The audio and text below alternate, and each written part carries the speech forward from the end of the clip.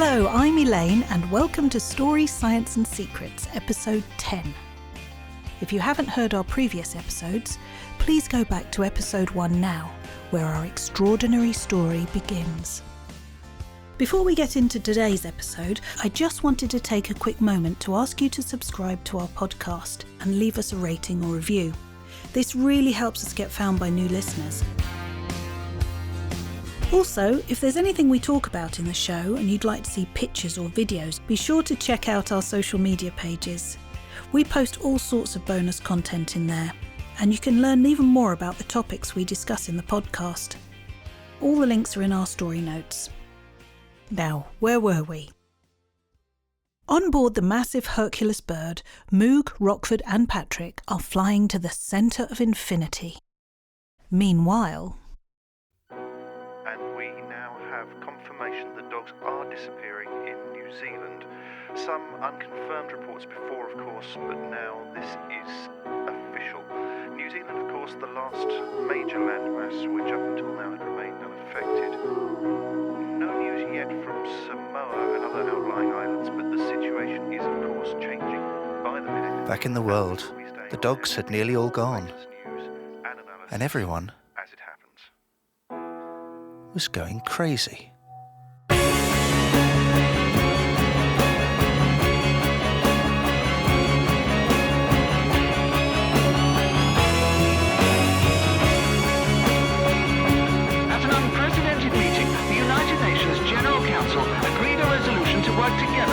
This crisis. The motion was proposed by Russia, seconded by China and America, and backed by Iran, Iraq, Israel, and North and South Korea. It seems this bizarre event has led to a new dialogue. Not so much the dogs of war, but more the dogs of peace. This is the news from the world today. All of the dogs have gone away. This is the news from the streets in Battersea. But all of the wars have stopped today, for all the dogs have gone away. This is the news from the streets in Battersea. This is world news today. This event is so amazing, both sides have laid down their arms and are searching together for the absent animals. Not a shot has been fired since it began.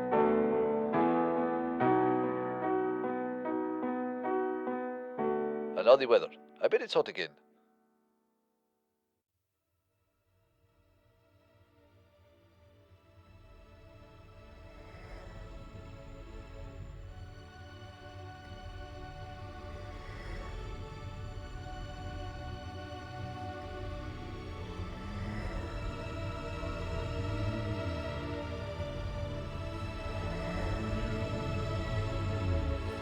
Oh, I do like being up here.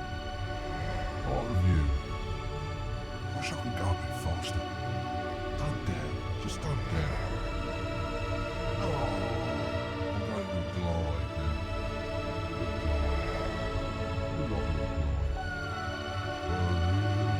now. Still further and back through the history of life they flew. And as they travelled on, they looked down, and Moog could see dinosaurs watching them from the ground. And one of them looked exactly like a crocodile trying to peer over a fence.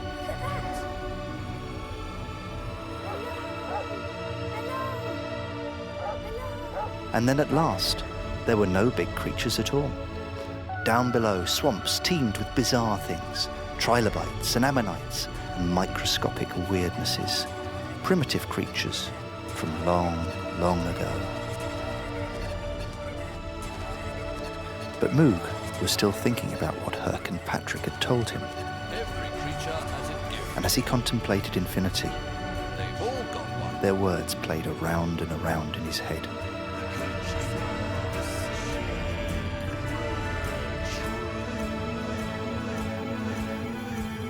By now, Moog had lost all sense of time, and Rockford and Patrick had both fallen asleep and were snoring loudly. Typical. Snorted Herc. Still, shows they feel safe up here. I suppose he told you about my old design fault, did he? Do you mean the kaboom? Yeah, did for all the rest of us. I was lucky to survive, really. Weather got hotter, the old gas bag started blowing up in mid-air. Certainly stopped me using the old wind power. Can't go as fast, of course, but the amount of methane I'm carrying, kaboom! Doesn't even begin to describe it. And so they flew steadily on toward the ominous skies of the center of infinity.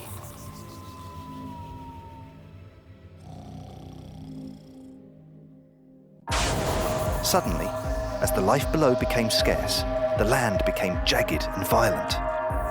Huge volcanoes bubbled and shot jets of fire high into the sky as lightning filled the air. Rockford barked, and Patrick woke with a start. Nearly there now. Next stop, Fossil Record Office. But Herc might not have sounded so pleased if he had seen behind him. For just a little way back flew a big, black bat. The bat's face was glum, but it had no choice. On its back sat the registrar, clinging grimly on with its long, angled legs. And held securely in its clamp-like grip was a small square of mud.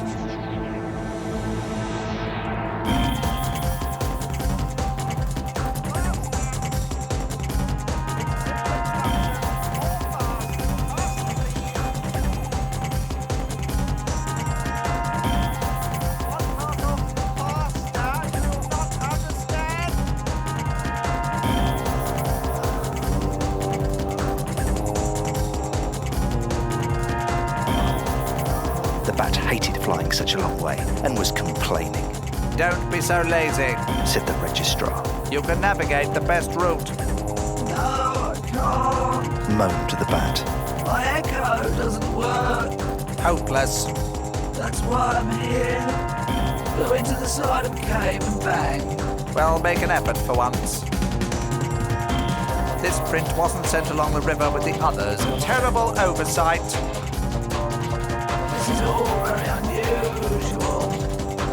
Are you sure it's proper? Just fly.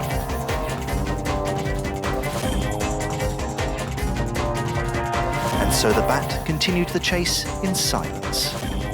He had 2 passengers on board, but one was so small that neither he nor the registrar had even noticed it was there.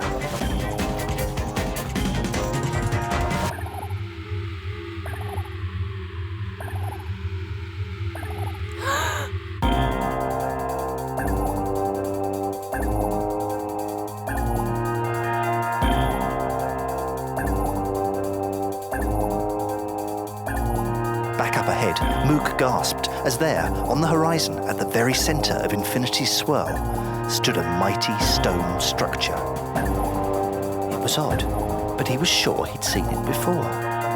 Then he realised why.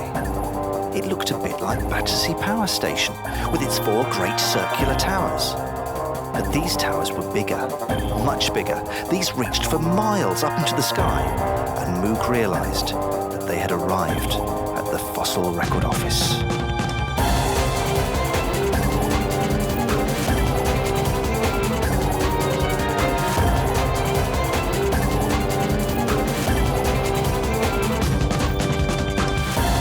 Flew on, and now they could see more clearly. Each tower was a spiral ramp, like a gigantic helter-skelter twisting up into the swirling sky. Each tower holds a different type of fossil.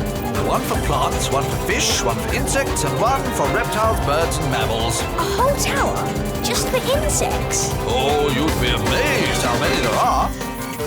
Far below, between the 4 towers, the great backwards river emptied into a wide circular lake, and Moog could just see little groups of lily pads with their prints on board floating at the edge.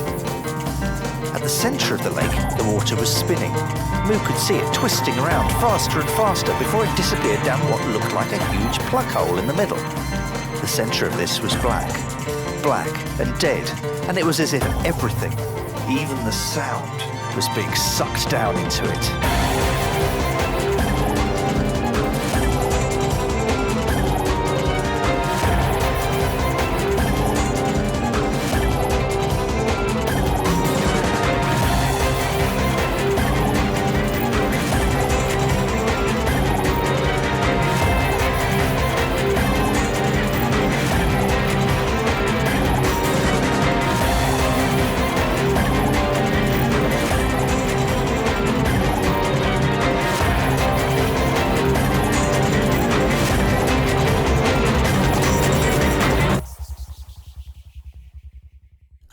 my goodness!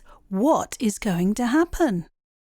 To find out, you'll have to come back to Stories, Science and Secrets episode 11, which is out now. But by now, I'm sure you know the score. I'm going to introduce you to Matthew and Steve. Hello. And we're going to be talking about the science and secrets of this episode of Lost on Infinity. And that means lots of creatures' secrets. As we've just heard in our story, following the disappearance of dogs, the United Nations, the organisation where the world's countries meet to support peace and security, has agreed a resolution to all work together. Something which doesn't often happen in real life. But maybe it could. Creatures' secret. Creatures' secrets. Creature secrets. Creatures' secrets. Creatures' secrets.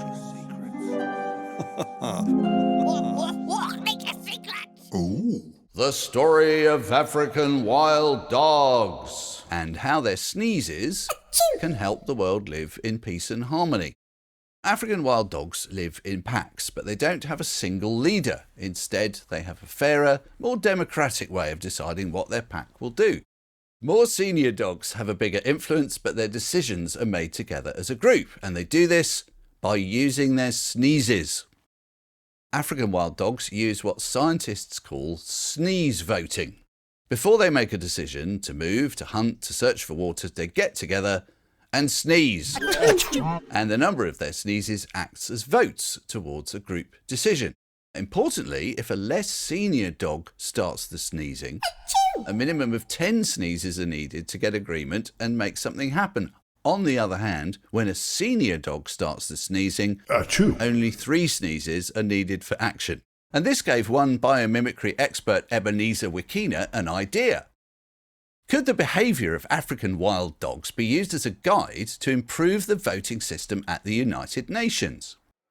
The way in which the UN makes decisions at the moment puts nearly all the power in the hands of the senior member countries on what's called the Security Council, who can veto or cancel an idea on their own, even if everyone else disagrees.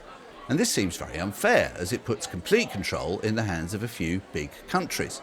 So to solve this problem, Ebenezer recommended 3 steps inspired by the wild dogs. Step 1. Get rid of veto power. This would mean that a vote can't be stopped by just one or a very small number of countries. Step 2. Changing the smallest number of votes needed to make decisions. Like the dog's sneeze voting, this would allow more countries to help make choices. Step 3. Have more voting sessions. African wild dogs have lots of meetings before agreeing decisions. The United Nations Security Council could hold more voting sessions to reach agreement in a fairer way. Step 4 involved everybody sniffing each other's bottoms before they make decisions, but they dropped that one already. It's only a suggestion at the moment, but as we're finding out in Stories, Science and Secrets, there's lots to be learned from the natural world. And making the world fairer for everyone, not just the big dogs, is something we should all aim for. Although I do realise now that when I've been at the festival hall listening to classical music, the great volley of sneezes may have actually been the audience having a meeting. As we've just heard, as he flies across infinity, down below, Moog sees an ever more ancient collection of creatures, many in the water. But there's one really ancient creature that he won't see on Infinity, and that's just as well for us humans. Meet the extraordinary Horseshoe Crab. Horseshoe crabs are living fossils, which have lived here on Earth for at least 445 million years. They were here long before dinosaurs existed, and they're not actually crabs at all. They're much more closely related to spiders. And they have an amazing secret. The story of the Horseshoe Crab and its remarkable blue blood. Horseshoe crabs don't have white blood cells like us to help fight off infection. Instead, their blood is bright blue and contains little cells called amoebocytes, which attack the nasties that cause disease by trapping them in a wall of thick goo. And it's this goo that stops disease from spreading in the horseshoe crab. Then, in the 1950s, scientists discovered that they could use the amoebocytes in horseshoe crab blood to test the safety of vaccines. They simply added the horseshoe crab amoebocytes to the vaccine or drug, and if the protective goo appeared, it meant the vaccine or drug was not ready for use. But if there was no goo, they were good to go. Or good to goo. This discovery meant that horseshoe crabs have played a crucial role in saving countless human lives. But even though scientists did their best not to harm the horseshoe crabs, taking some of their blood was not good for them. For years, although they tried, no one managed to find an alternative to use in a test that was as sensitive as crab's blood.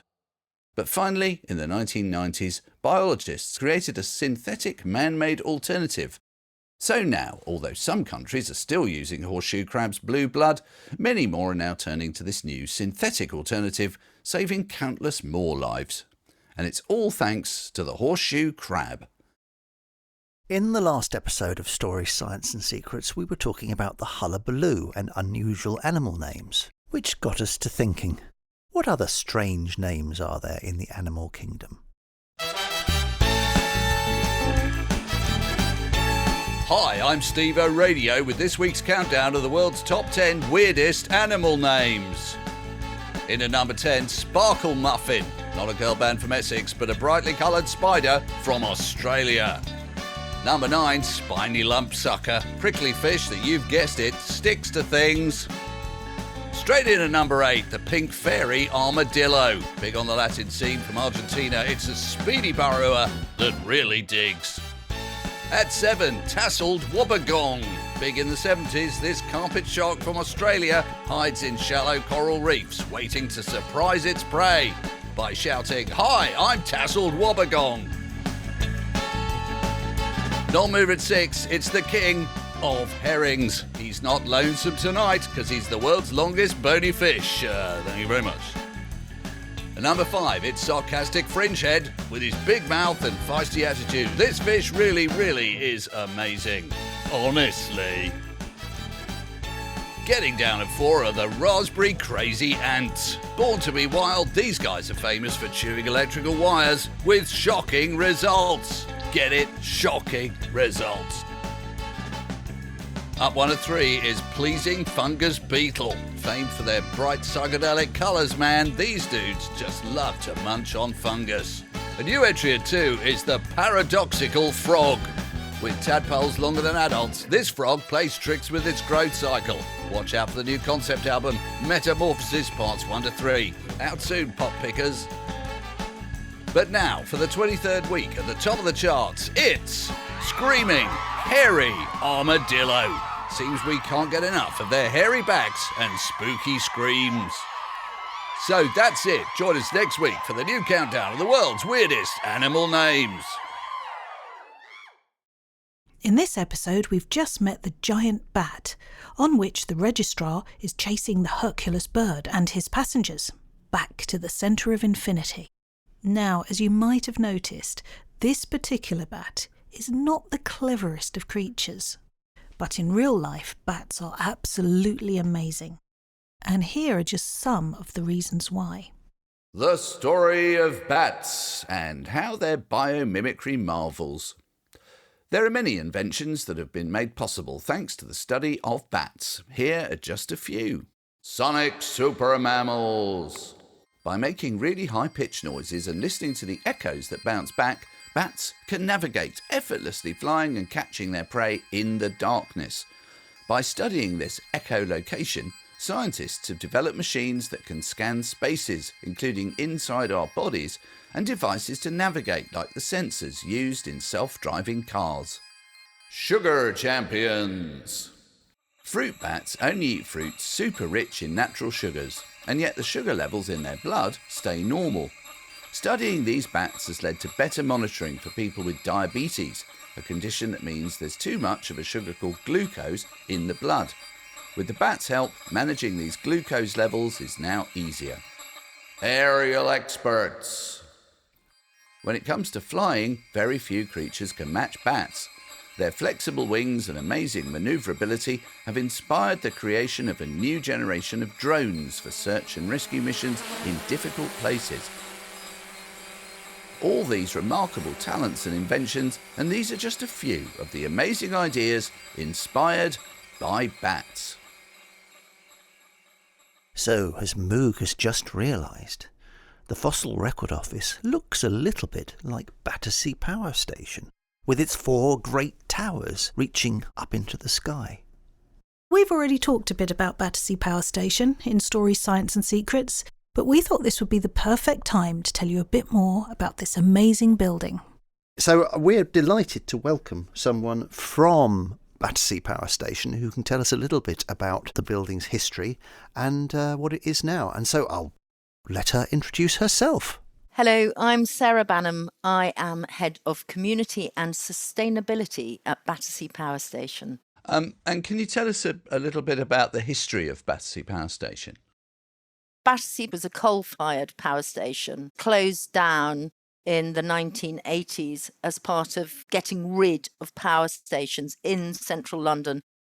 At its peak in the 1950s and 60s, Battersea Power Station produced energy for a fifth of London, and some of those buildings were really important. This included Buckingham Palace and the Houses of Parliament. So that's where the MPs got all their hot air from. So bring us up to today.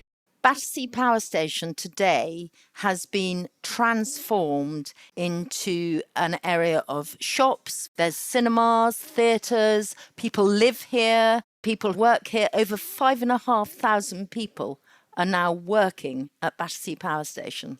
And when we were talking before, you mentioned that it's a good thing to restore old buildings like Battersea, but why is that? It's much better to reuse than recycle. Taking an old building, using the existing structure, you are preserving that history and heritage. We've always noticed there's a lot of wildlife around there, sort of birds, insects and butterflies. We are lucky at Battersea being on the river and next to the park because it means it's a great habitat for birds and bugs, the sort of ecosystem. We have an on-site ornithologist who has recorded 96 different species of birds at Battersea Power Station. And are any of the species particularly rare? Yes, we have a pair of peregrine falcons. Peregrine falcons have been at Battersea since 2003, and they nest on the watchtowers of the power station because they replicate the cliff faces where peregrines nest. And what do you think is one of the most amazing things about the power station? I think probably is the 4 chimneys. They are really striking. You can see them from all over Battersea. For a long time, it only had 2 chimneys, and then it had 3 chimneys.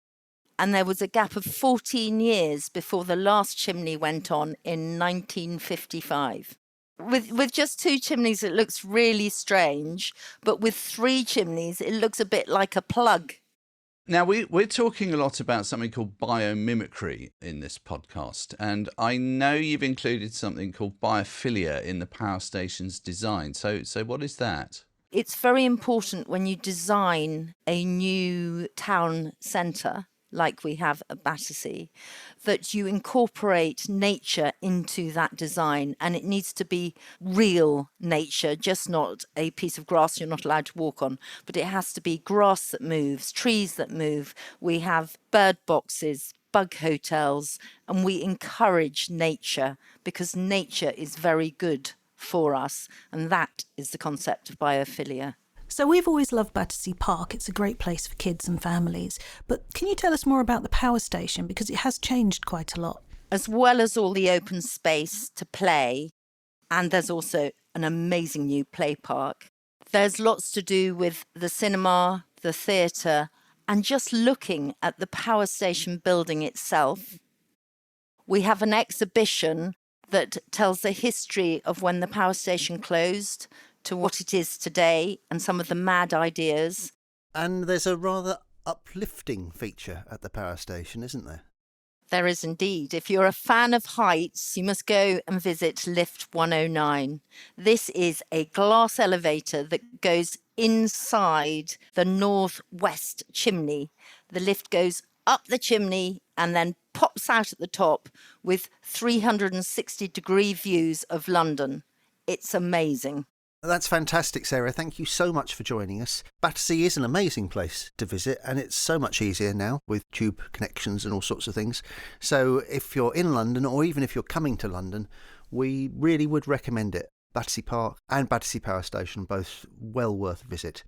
And in the park, of course, you can see all the things that you've heard about in Lost on Infinity, including the tree that Rockford visits at the very beginning of the adventure. That's really there. So many thanks for joining us today, Sarah. Thank you so much. It's been a pleasure talking to you about Battersea Power Station.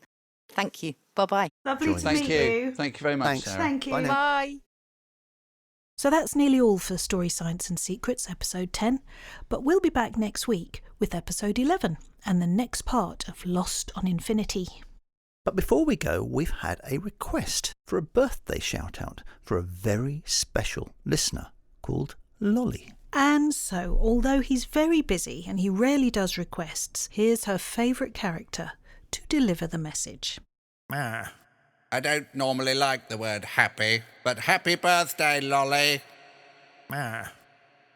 Goodness, that's just about the happiest I've ever heard him. Happy birthday, Lolly. Now, where was I? Please remember to rate and review our show and keep those emails coming in. And do ask your parents to follow Rockford's Rock Opera on social media for lots more about our show and more science and secrets too. But for now, it's goodbye from me and Steve. Goodbye. And Kenny the cat. And here's Matthew to close the show with a song. So we've had a few emails in asking about our theme tune, the Stories, Science and Secrets theme tune that you obviously hear right at the top of the show. Well, actually, it's a song written for us by Ed Sheeran, Taylor Swift and Paul McCartney, who very kindly got together and they said, we love the show and it would be an honour for us to write a theme tune for you. And so we said, well, if you must. And so they did. No, it's not, is it? Actually, it's a song from another of our Rockford's Rock Opera stories called The End of Infinity, which is our fourth story. And it's called Beautiful Battersea Day. So we're going to leave you today with the whole song, Beautiful Battersea Day from The End of Infinity by Rockford's Rock Opera. Hope you enjoy it.